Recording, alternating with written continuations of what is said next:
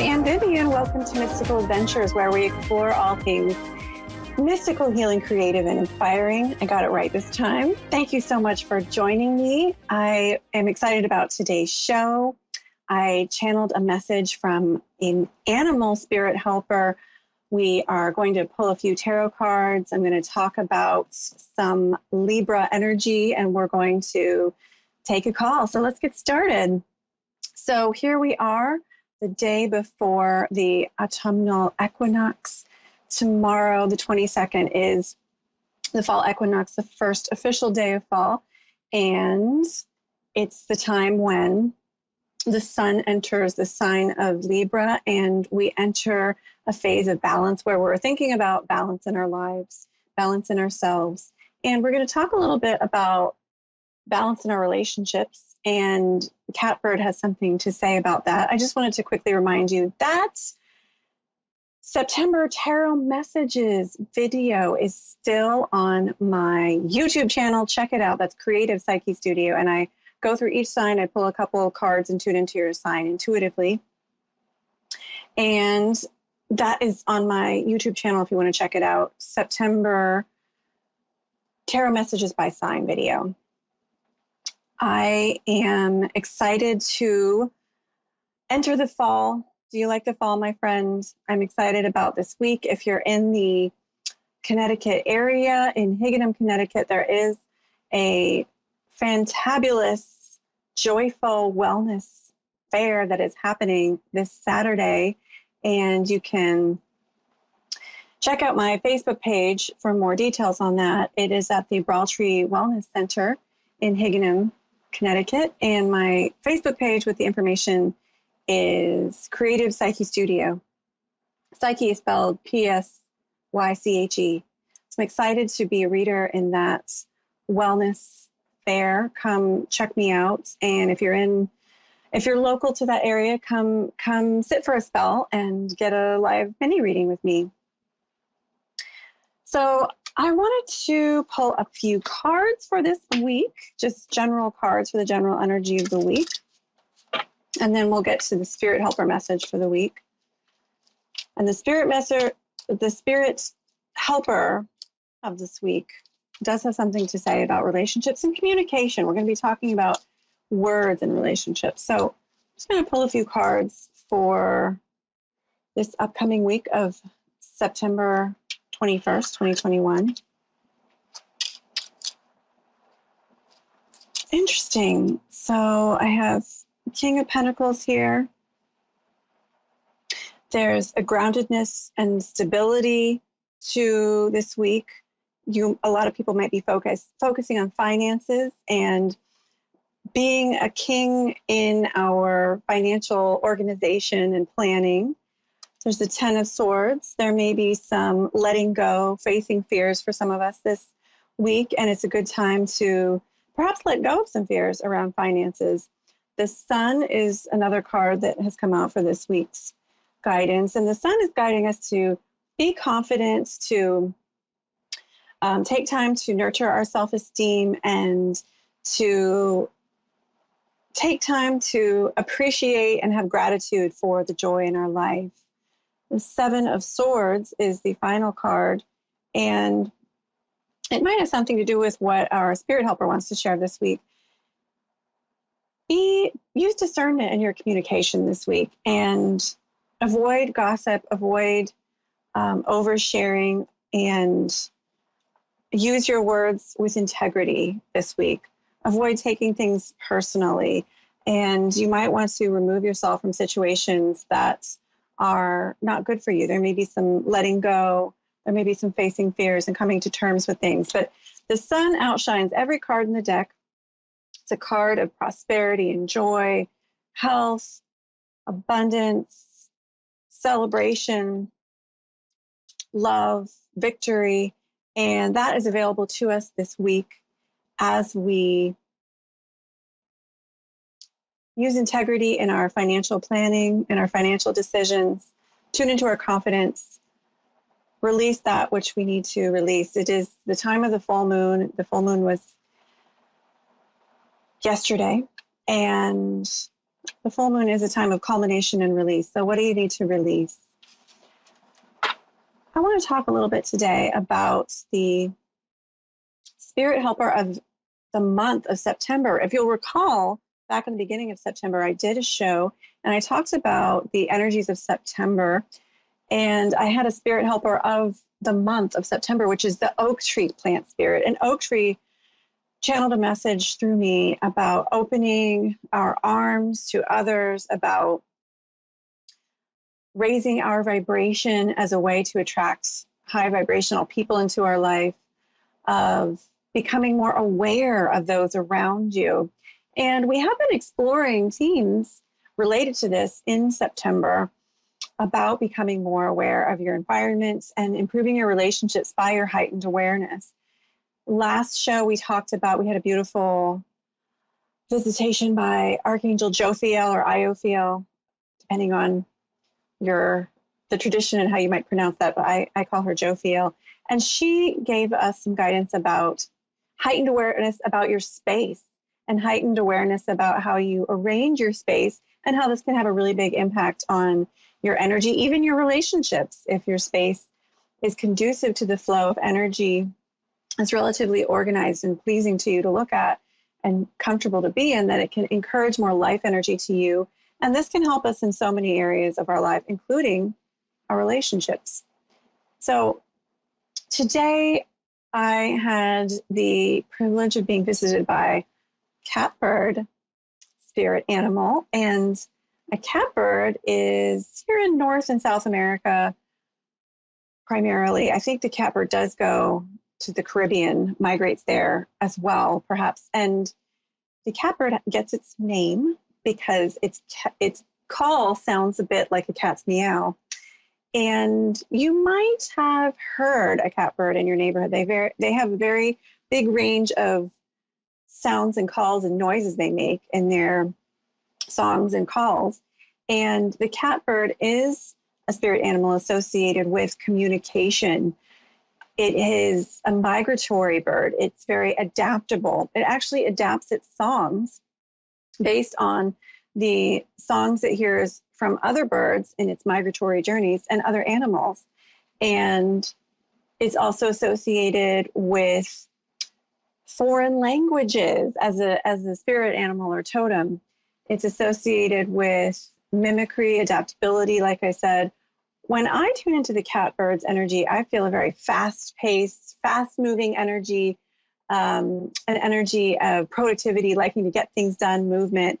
And it is a migratory bird. The catbird does travel quite a bit. And I had a sense from the bird about organizing your thoughts and even writing them down, which is a form of communication. And the catbird can help you with communication, organizing your thoughts. It is a very clever bird and can help you with organizing and communicating. And you can call the catbird to help you with communication.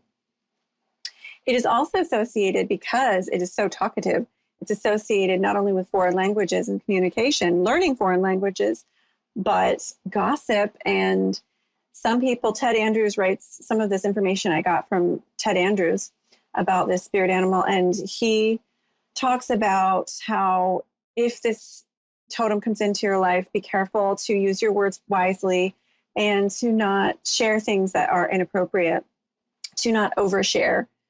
So that might be some guidance to just use discernment this week in what you share, whom you share that with. I'm going to read you now the message I channeled from Catbird. And this is a message to help us navigate the energies for the week ahead of September 21st, 2021.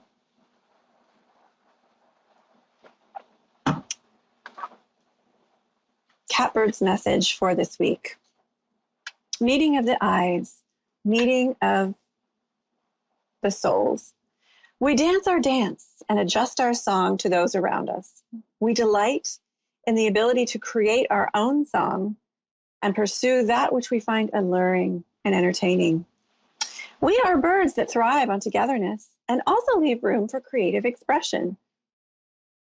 We enjoy connecting with each other and singing songs to one another.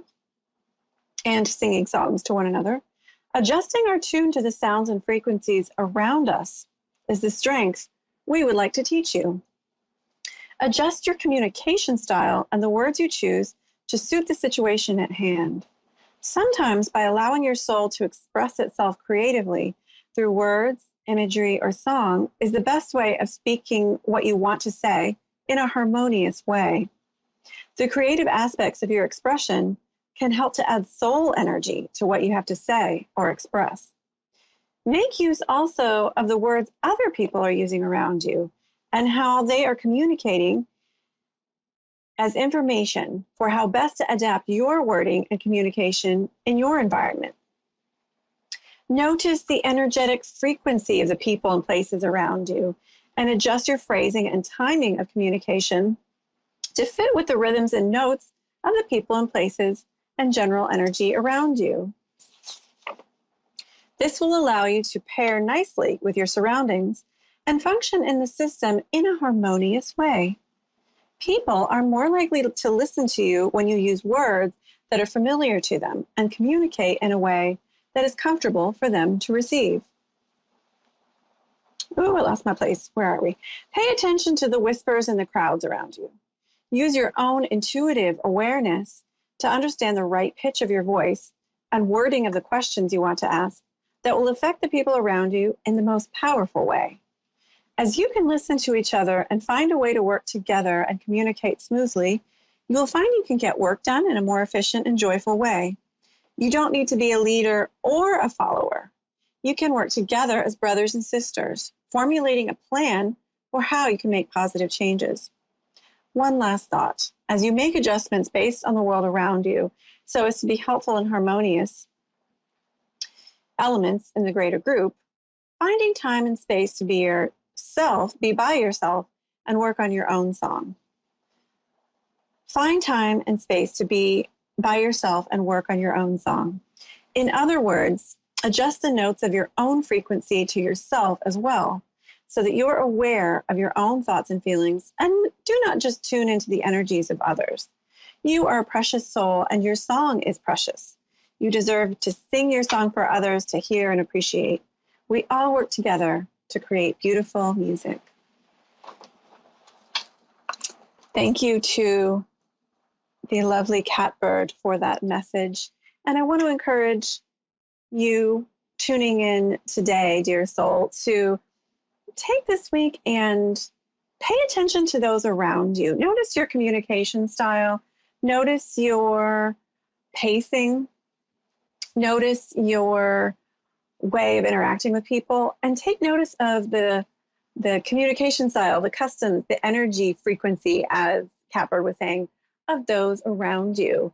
And as you notice the communication style of those around you, ask yourself, would it be helpful for me to adjust the way I'm communicating, maybe even learn a new way of expressing myself to communicate more effectively with others?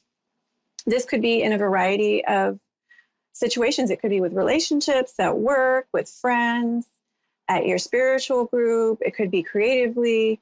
It could be spiritually. Maybe you're working on expanding the way you communicate with deceased loved ones or angels or Jesus or star beings or higher consciousness beings or ascended masters or your own higher self, and you're working on that communication.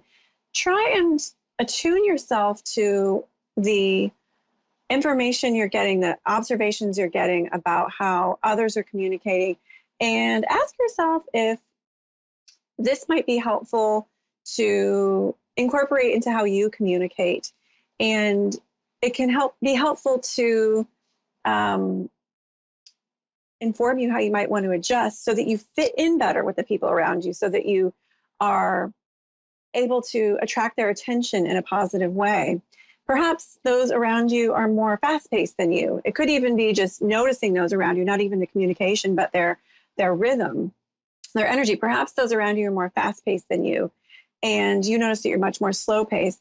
Well, is it possible you might learn something from the fast-paced people around you? Maybe you learn how to get something done faster in one particular way, even if you don't change your whole personality or way of communicating or doing something. Maybe you learn something about a specific project or components that would be beneficial for you to be a little bit more fast-paced.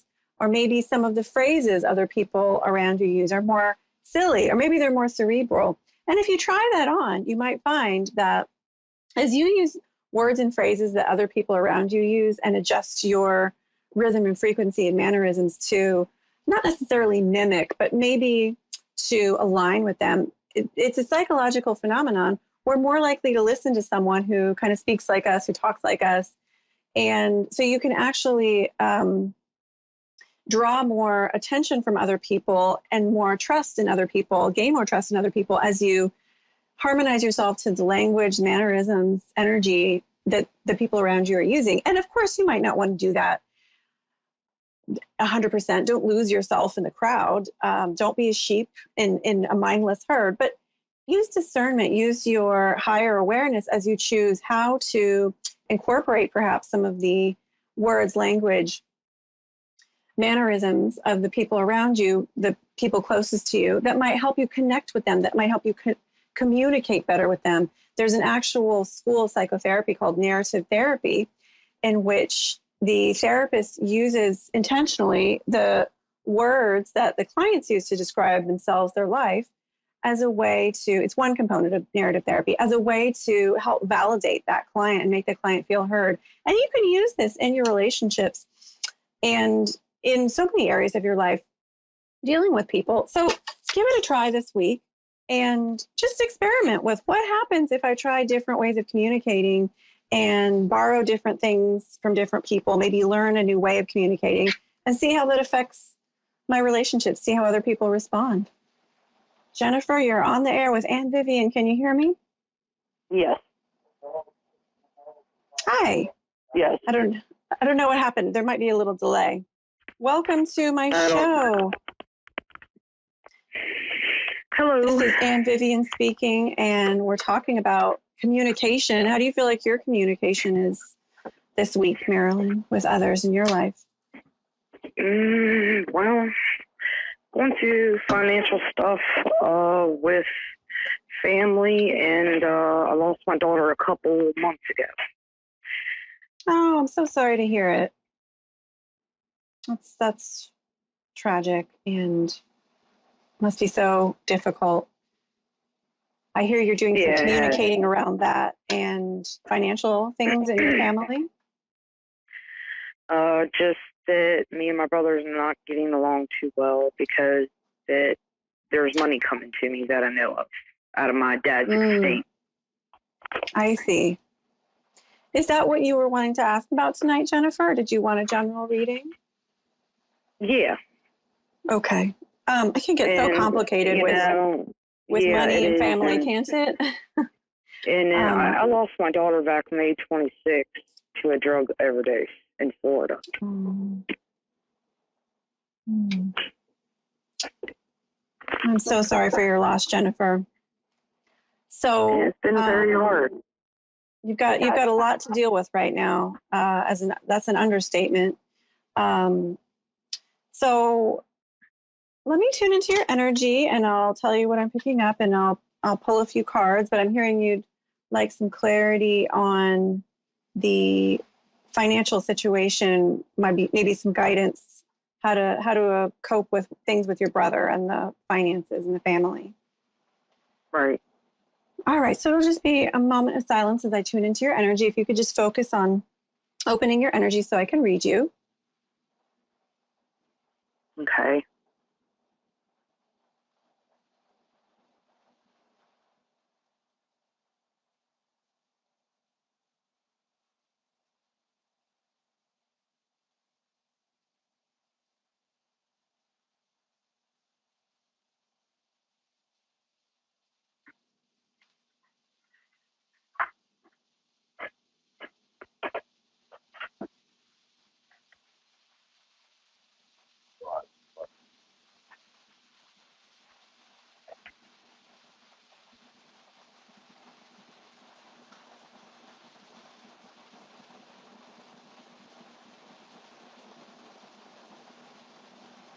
So Jennifer, as I tune into your energy, I feel that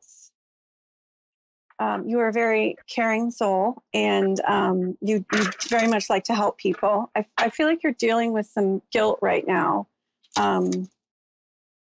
as I tune into your energy. And I feel like as far as your, which is, that's very common after a death in the family. And I feel that you have not had much communication with your brother. You've been sort of biting your tongue and haven't been communicating as much with him. And I also see you're very perceptive, and I see you very, very attuned to your brother, and very much seeing him clearly, and very, it's like maybe other people don't see him clearly, but you do, and you can kind of read him very well. Does that make sense? Yeah. Well, I feel like the first message Spirit wants me to give you is your daughter appreciated you so much, and I can feel her appreciation, and I feel Spirit wants you to know it's important to address this guilt and know this wasn't your fault. You had nothing to do with it. Your daughter received so much nurturing and appreciation, and I just feel so